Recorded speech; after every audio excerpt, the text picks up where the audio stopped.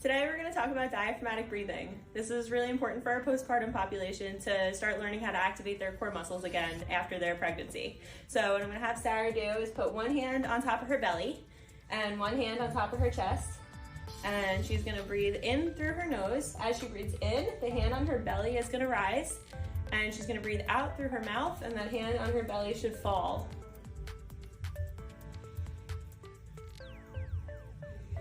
Today we're going to talk about pelvic tilt so we can start working on activating your core and your glutes.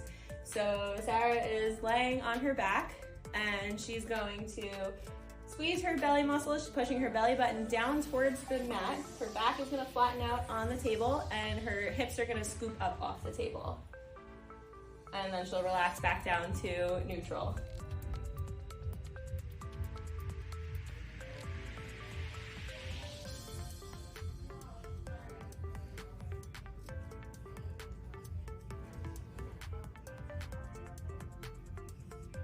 Today we're going to do marches with a kettlebell to work on some more core activation.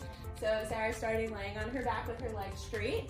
She's got a kettlebell in her hand. She's going to lift it straight up towards the ceiling to help turn on her belly muscles. And then she's going to, keeping her back pretty flat on the table, she's going to bring one knee in towards her chest. And keeping that back nice and flat, she's going to lower that leg back down towards the table. And then we can switch and do the other side. Now we'll go over the next progression of our TA activation. So as you can see, Sarah is on all fours and she has a yoga ball behind her.